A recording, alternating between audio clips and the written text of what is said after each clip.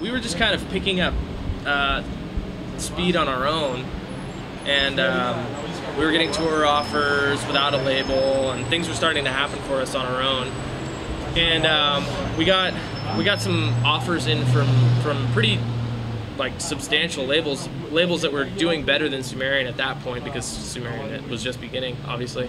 And you know, basically the owner of Sumerian made us an offer that we couldn't refuse, and at the time, he's a booking agent as well, so it was really like, it was a great opportunity for us, and it was someone that we'd actually had a relationship with for a long time, just on a personal level.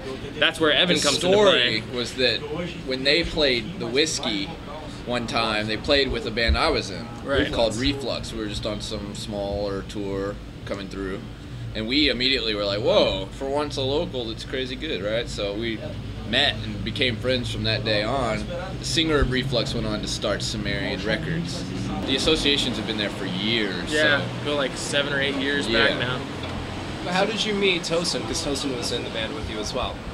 Yeah, at that time, yeah. Tosin, we just gravitated to each other because we were both doing very similar things on our instruments, so it made sense to be in a band together back then. But yeah, it's interesting too, when you said that the Faceless was Sumerian's first release, because actually Reflux had disbanded and I was in the band Animosity, and I was out on a really big tour, and we were Ash was just sending me box after box of these promotional materials for the Faceless release. So I can say that I did my part, you know, early on before the album was even out. Man, I was promoting that thing like a machine, dude. So it's cool, you know, for me too, just to think about before Sumerian was even a label, before the Faceless was an international touring act, and then look at it now. It's awesome. It's cool to see stuff like that from the beginning. Yeah, Evan's been heavily involved in one way or another with the Faceless for a long time. It's kind of funny. Yeah. Since you mentioned Animosity, did you guys record with Kurt from Converge? Yeah. At God City? The album Animal was done with him. Yeah. Interesting. Would the Faceless ever do anything with Kurt? Well, the thing about it is, I'm a recording engineer, and we get the luxury of really like being able to obsess and spend our time recording and like really experiment with what we want to do and try different things, and that's a luxury that we wouldn't be allowed in a lot of other environments, just due to time and due to budgets and whatever else. I mean, we can literally lock ourselves in my studio all day and night as long as we want and try things and be as creative in our own privacy as we want. So it's really it's the best possible situation we could have for recording. So probably not. Plus, having a person that's a member of your band see that vision through, you know, the vision that starts with a couple riffs, turns into a song, turns into an album, then turns into actual recording. You know, to have that come from an in the band perspective, I think is very valuable. I'm not saying that working with producers doesn't work great for a lot of bands, but when you have a fantastic producer in your band, you might not always need to look elsewhere. You know. And so how did you end up in the band this year? In the Faceless, they just came to a position where they, you know, needed a bass player, so it's like, call up your boy, see what's up. You know, it's pretty easy. It was the first call I made. You know, it's like we needed a bass player. It's like Keene knew I'd been at home for a couple years. Yeah. Hanging. Yeah. So. I didn't really even think to call anybody else. It was like, well, of course I'm going to call Evan first. I've known him for years and years. Musically, he's the perfect choice for the band, so it worked out perfect. Did the same thing apply when Derek quit, when you brought in Jeff? No, actually, because we didn't know Jeff. We haven't, we met Jeff when he tried out, and it just worked out super well. I mean, you know, a handful of people tried out, and it wasn't really, we weren't getting anywhere. We weren't making any progress with any promising candidates, and one of my good friends at Century Media pointed me in the direction of Jeff and said that he was looking for a band, and I checked him out and was like immediately really impressed with them, and so he tried out and did an amazing audition. I sent him Xenochrist with no vocals, and he did it so similar to Derek that it was almost shocking. and it was great to hear that he could emulate Derek perfectly, and now he does his own thing, but it's still close enough, you know. It's still the same sound, so it was really kind of a no-brainer.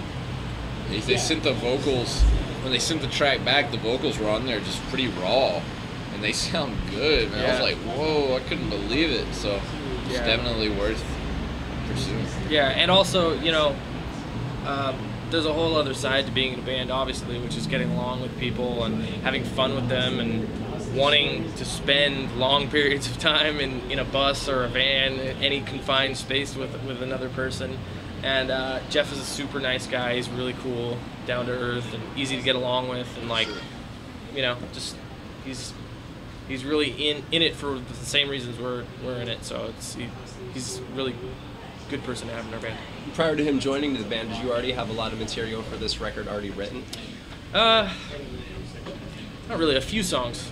A few songs is kind of what we were sitting on for quite some time, and then we've really kind of like put a hustle on writing and got delved really deep into it more recently, and we're almost done with it now. So the Eidolon Reality, the pre-production track that you guys posted, how much insight does that song actually give into the new record?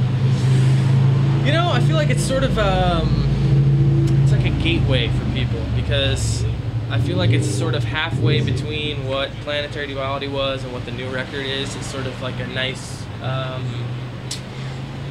middle ground. It's a pretty good indicator. It's, you know, but I think there's some things that if you've only heard the Eidolon Reality and you hear the rest of the record, you're going to be pretty surprised when you hear, hopefully in a good way. So your solo stuff, you just got off a crazy tour with Animals as Leaders and Dead Letter Circus. Insanity. Complete insanity. Are there highlights from that tour?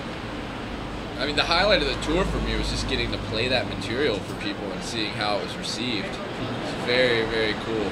And then being out there and seeing the anticipation for the Faceless record was awesome. I mean, it just gave me an indication that, you know, we've kind of come full circle, and it's like good to be a musician again, and like it's respected and it's like encouraged.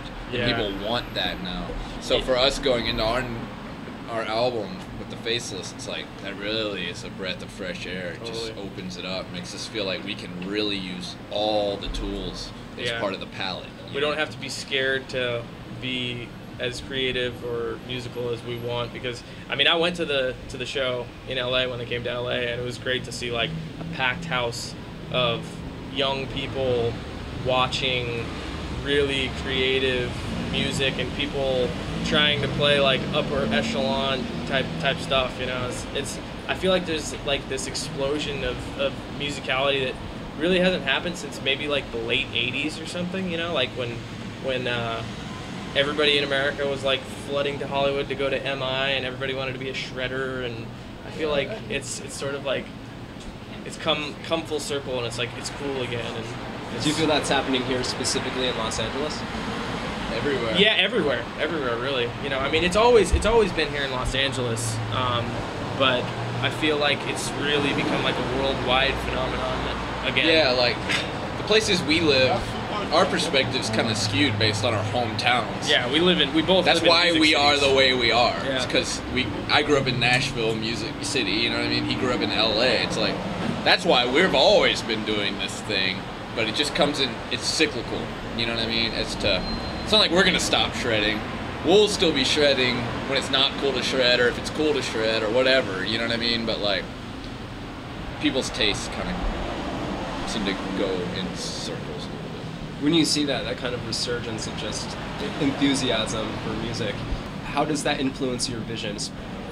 I don't know. I mean, I don't know that it really influences it, other than it really kind of makes us excited to be ourselves, and just not afraid to do what we want to do, because it's what people are looking for, it seems like, right now. So, yeah. I mean, I don't think we're writing the album relative to everything else that's going on. So-and-so made a musician-y part, so that means we're allowed to. The Faceless has always, to some extent, marched to the beat of its own drummer.